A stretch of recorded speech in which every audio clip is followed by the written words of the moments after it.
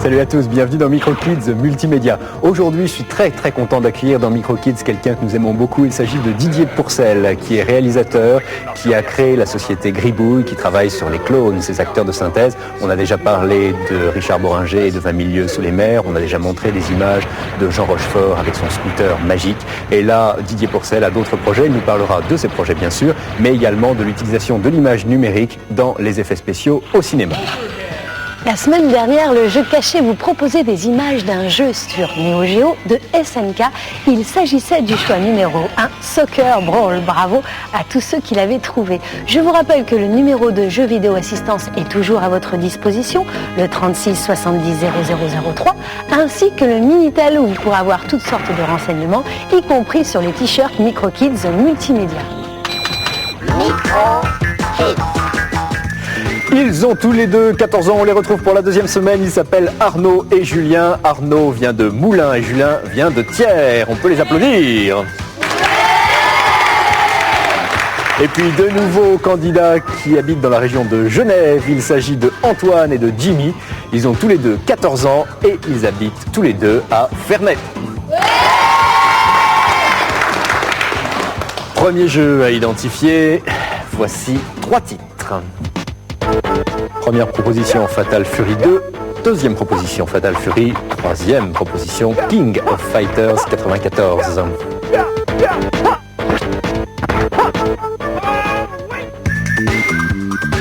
Antoine. Fatal Fury. Bonne réponse. Un premier point marqué par l'équipe d'Antoine. Deuxième jeu identifié.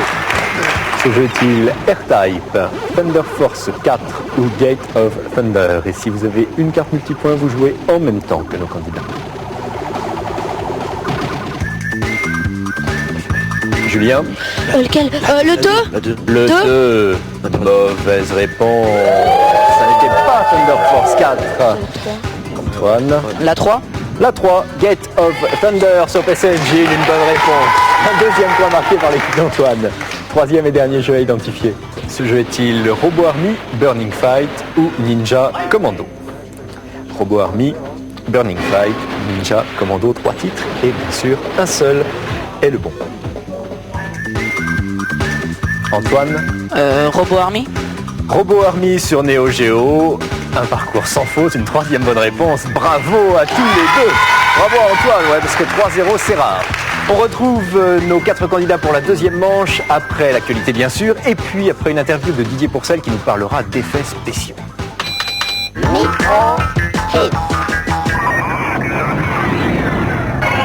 Fans de Battletech, réjouissez-vous, avec Earth Siege de Dynamix sur PC CD-ROM, vous allez enfin pouvoir piloter ces énormes robots de combat armés jusqu'aux dents. Metaltech est une nouvelle série de jeux dont Earth Siege est le premier représentant. Vous évoluez dans un univers apocalyptique où les machines, en l'occurrence les hybrides, se sont rebellées contre les hommes. On sent l'inspiration Terminator, sauf qu'ici, le plus petit des robots mesure 5 mètres et pèse 18 tonnes. Méfiez-vous, Earth Siege n'est pas un simple jeu d'action, c'est une véritable simulation dans laquelle vous devrez gérer un grand nombre de paramètres. Une carte qui résume les touches utilisées est heureusement livrée avec le soft. Les missions, elles, sont variées et originales. 2 modes de jeu sont proposés, carrière ou instantané. Dans le premier, vous vivez une véritable saga où il faut utiliser au mieux vos ressources en hommes et en matériel. Quant au mode instantané, il vous plonge directement dans un univers en 3D mappé où vous ne participez qu'aux phases de combat. Les robots sont très détaillés, insignes, dégâts, etc. Et la bande sonore soutient parfaitement l'action.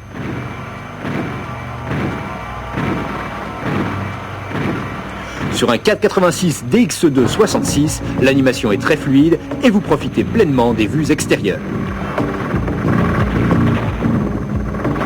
Bref, un jeu très prenant, même s'il ne comporte pas d'option de jeu à deux en réseau ou par modem. Un tout petit défaut qui ne l'empêche pas d'obtenir la note de 16 sur 20.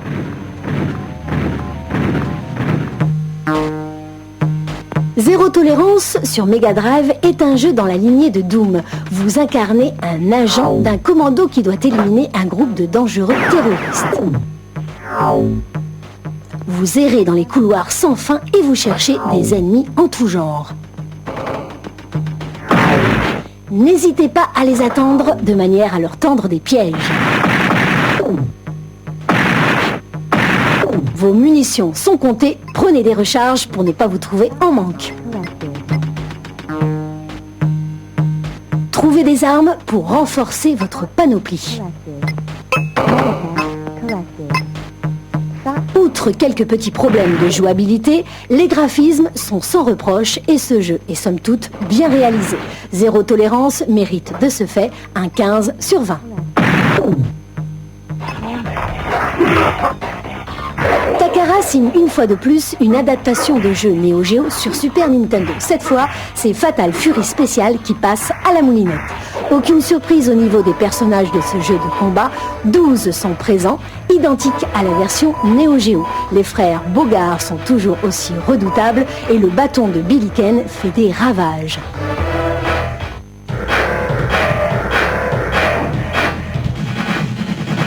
Les coups spéciaux sont évidemment présents. Boules de feu, éclairs et autres coups de pied volants font partie de la panoplie de base. Il existe de nombreux mouvements secrets relativement difficiles à effectuer, mais d'une efficacité indéniable.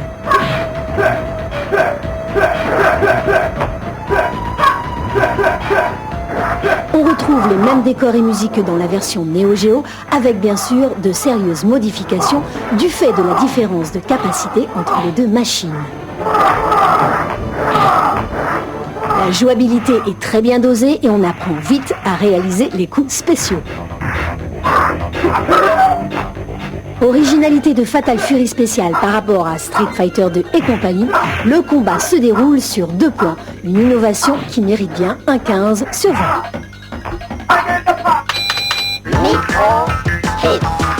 Les images de synthèse, vous le savez, sont de plus en plus utilisées dans les jeux vidéo et au cinéma. Une émission spéciale effets spéciaux avec Didier Pourcel, le fondateur de Gribouille. Gribouille qui a beaucoup travaillé sur les clones, ces acteurs de synthèse, en particulier à l'occasion de 20 000 lieues sous les mers avec Richard Boringer ou un film avec Rochefort.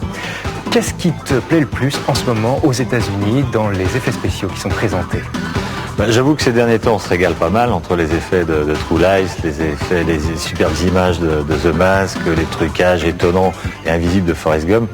Il y a le choix. Je crois qu'il y a 2 types de trucage. Il y a le trucage qui se voit pas. Le trucage numérique, ça peut aller d'une rayure sur une pellicule qu'on va réparer. Bon, le spectateur, ça lui restera complètement transparent. Et puis à l'opposé, il y a des images comme celle de The Mask. Bon, on sait que c'est pas du vrai. Alors dans The Mask, qu'est-ce qui t'a le plus bluffé ? Moi, je suis un fan de Tex Avery, donc c'est un grand hommage à Tex Avery, et c'est ça surtout qui m'a bluffé et qui m'a séduit. Ce qui me plaît surtout, c'est que on a beau être spécialiste, on ne sait pas trop quand ça commence et quand ça finit. C'est ça qui commence à devenir intéressant dans les effets spéciaux. Bon, il n'y a pas des séquences. Tenez, on va couper. Là, vous allez voir des effets spéciaux, puis on revient à la réalité. Tout ça est un subtil mélange. Bon, subtil et fou parce que bon, il y a une certaine folie là-dedans et c'est ce qui est génial. Mais on ne sait pas trop. On sait pas trop quelle est la limite. Forrest Gump a demandé énormément de travail. Je pense que ce sont des choses que nous, en France, on saurait pas faire. Du moins, on saurait peut-être les faire. On n'aura jamais les moyens de faire ce genre de trucage parce qu'on n'a pas les moyens. Les films coûtent pas la même chose. Donc, je pense que nous, en France, on va s'orienter vers d'autres trucages, peut-être différents de ce que font les Américains. Je pense qu'aujourd'hui, on a l'occasion, avec toutes les techniques qu'on est en train de mettre en France au point, de remettre un peu les pendules à l'heure. C'est vrai qu'on a toujours une petite tendance à être à la traîne derrière le cinéma américain. Bon, ça fait des années que ça dure. Aujourd'hui, il y a un nouveau cinéma qui est en train de naître et on on est bien parti là-dessus. Bon, notamment sur les acteurs virtuels. Aujourd'hui, ça ouvre la possibilité de faire des longs métrages, mais aussi des séries télévisées, à des coûts de séries télévisées. C'est plus des images de recherche, des jeux vidéo. Dont on vient de travailler pour Infogrames. On a fait 1 heure de sprite 3D pour Prisoner of Ice, un jeu qui vient de sortir. Donc je crois qu'aujourd'hui, dans le domaine des effets spéciaux et des comédiens virtuels, on a une place à prendre. Alors comment est-ce qu'on tourne avec des comédiens virtuels? On tourne comme dans un cinéma, c'est la même méthode que pour le cinéma traditionnel. En cinéma traditionnel, on a une caméra, on a des comédiens, on a des techniciens, et puis on dit moteur, et puis le comédien joue sa scène. Là, c'est la même chose, sauf que la caméra est une caméra numérique, elle est différente. Le comédien va jouer, il va jouer dans une absence de décor, il va avoir des capteurs partout sur le corps, il est sur un fond bleu, sur une absence de décor, mais un comédien qui répète, qui fait un filage au théâtre sur une scène de théâtre sans le décor, il y a un peu une abstraction similaire. Donc je pense que les comédiens au début sont très étonnés parce qu'ils se demandent à quelle sauce on va les bouffer, et puis finalement ils s'aperçoivent que c'est le même métier. Mais par exemple dans la série avec ce petit personnage du nain qui chante une chanson, ce sont des acteurs réels qui bougent. Voilà, alors ça va être une série pour enfants avec un petit nain, avec des soldats de bois, des soldats de plomb, des poupées de chiffon, des cartes à jouer. Bon, et tous ces personnages, tous ces jouets, la vie va leur être insufflée par des personnages réels. Donc le personnage réel, pareil, il y aura ses capteurs, il saura que le geste qu'il va faire va faire jouer un soldat de plomb, une poupée de chiffon, donc il n'aura pas la même gestuelle, mais donc c'est lui qui va insuffler toute la vie à ces objets. Et l'intérêt pour les jeux vidéo? L'intérêt est certain. On arrive aujourd'hui à obtenir une très grande fluidité dans les mouvements des personnages. Là, ces personnages qu'on a fait pour Infogrames, ça nous a beaucoup amusé parce que c'est la première fois qu'on mettait le doigt dans le jeu, mais j'ai l'impression que quand on met le doigt, après c'est le bras tout entier. On n'a pas fini de s'amuser. C'est assez passionnant parce qu'on se retrouve avec des petits personnages qui sont dans l'univers graphique du jeu et qui ont la fluidité d'une gestuelle naturelle. Et puis il y a un gros projet en cours dont j'espère on parlera en avant-première bientôt dans Microkids. Il s'agit de Agarthian Chronicles. Alors Agarthian Chronicles, ça c'est un projet d'une série de 39 épisodes de 26 minutes basé sur le même principe. Alors ça c'est une série internationale avec un commanditaire de Singapour, Ultrapolis. Et puis bon, tout ça est en gestation pour l'instant, donc j'espère que ça va porter ses fruits. Microkids. On retrouve nos deux équipes pour la seconde manche de notre jeu et cette fois-ci c'est Arnaud qui est face à Jimmy et le jeu bien sûr c'est toujours Virtua Racing Deluxe sur MD32X. Arnaud et Jimmy, est-ce que vous êtes prêts? 3, 2, 1, top, c'est parti. Avec Arnaud, voiture rouge en haut sur notre écran et Jimmy, voiture bleue en bas sur notre écran. Et comme souvent, les deux candidats sautent au coude à coude avec une très légère avance de Jimmy pour l'instant qui a malgré... Aïe, ça y est, Jimmy a percuté. Et du coup, Arnaud en profite pour s'échapper. On le voit encore en toute petite silhouette au fond. Mais j'ai l'impression, voilà, un autre accident de Jimmy. Et du coup, Arnaud en profite pour conforter son avance. L'objectif des deux joueurs, bien sûr, terminer en tête le premier tour, puisqu'on joue sur un seul tour. Et le circuit, c'est Big Forest. Vous voyez Arnaud qui entame la dernière ligne droite, la ligne d'arrivée arrive. Il va y avoir question quiz. Stop! Et c'est Arnaud qui a passé le premier, la ligne d'arrivée, en 46 secondes. Et Jimmy, lui, était à 49 secondes. Donc, victoire pour Arnaud. Les deux équipes sont à égalité et vous êtes prêts à appuyer sur les buzzers dès que j'ai posé la question quiz. Voici la question quiz. NEC a lancé une nouvelle console. S'agit-il de la PSX, de la PCX ou de la PCFX? Arnaud? PCFX. PCFX. Une bonne réponse. Ouais. Et du coup, c'est l'équipe de Arnaud qui remporte la victoire pour la deuxième semaine consécutive et qui choisit un numéro 1, 2 ou 3. La semaine dernière, ils ont déjà gagné 3 jeux sur Mega Drive. Le 1. Le 1. 3 jeux sur Mega Drive. De nouveau, ça fait 6 jeux de leur choix sur Mega Drive. Bravo à tous les deux, bravo à nos 2 candidats malheureux. Bien sûr, des t-shirts pour tout le monde. Si vous voulez participer à l'émission, je vous rappelle l'adresse MicroKids Multimédia Production Richard Joffo, 30 rue Eugène Carrière, 75 018 Paris. Sinon, bien sûr, un bulletin à découper dans le magazine MicroKids Multimédia mensuel. Bravo à tous les 4 et bravo au public, vous avez été super. Sur Amiga CD32, Chaos Engine de Microprose se maintient fermement à la première place.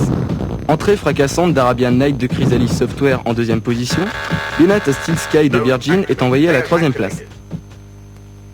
Sur PC, Little Big Adventure d'Adeline Software est ancré à la 1re place. 2 entrées se partagent la 2e place, Sim Park de Bullfrog et Under a Killing Moon d'Access. Des changements dans le top Mega CD. Night Trap de Digital Pictures monte en 1re position et envoie Dune CD de Virgin à la 3e place. La 2e place est occupée par Tomcat Alley de Sega. Sur Mega Drive, Earthworm Jim de Virgin a trouvé sa vocation, se maintenir en pole position. Ça se passe pas trop mal pour Mortal Kombat 2 d'Eclaim qui monte de la 3e à la 2e place, ni pour le Roi Lion de Virgin qui entre à la 3e place.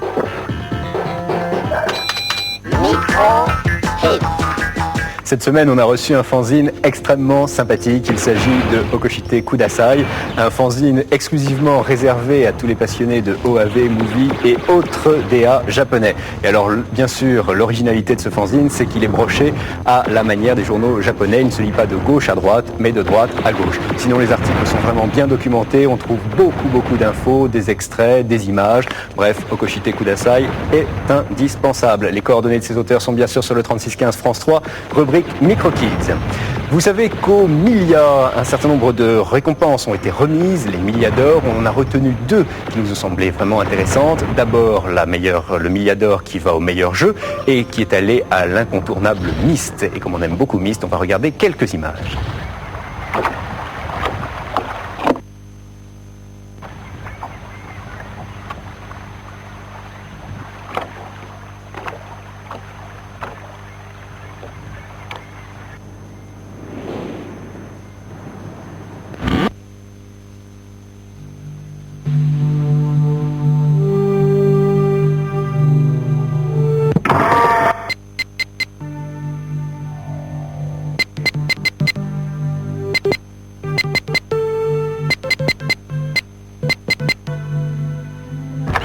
Et dans la catégorie Science et Nature, un très beau CD-ROM de Dorling Kinderley qui s'appelle, lui, The Way Things Work.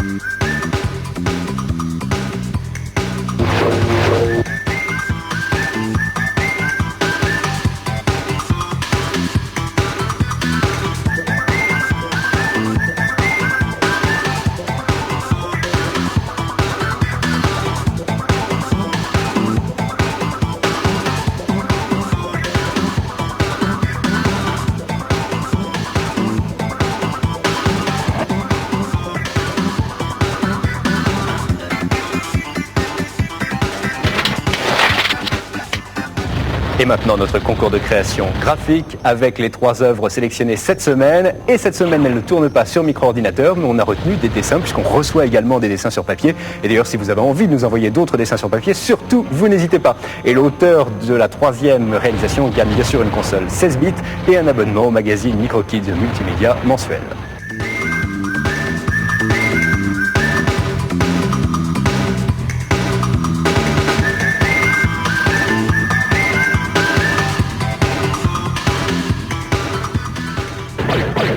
Je vous rappelle que si vous désirez participer à l'émission ou bien encore voter pour les MicroKids d'or, vous le pouvez grâce à votre mensuel MicroKids Multimédia en découpant des bulletins de vote ou de participation. À présent, si vous désirez participer au jeu caché, voici les 3 propositions du jour. Choix numéro 1, Special Forces. Choix numéro 2, Space Crusade. Choix numéro 3, Space Hulk. La semaine prochaine, nous serons en compagnie de Nicolas Gaume et de Jocelyn Charmet, tous les deux de la société Atreides Concept, qui sont en train de peaufiner un jeu de combat sur PC CD-ROM assez extraordinaire, avec des effets de 3D. Je n'en dis pas plus, rendez-vous la semaine prochaine. La démo d'aujourd'hui s'appelle Project Angel. Le groupe qu'il a créé lui s'appelle Impact Studios. On a d'ailleurs reçu Siegfried, un des auteurs de cette démo, il y a 15 jours, dans l'émission spéciale démo. On la regarde. À la semaine prochaine. Jouez bien. Bye bye.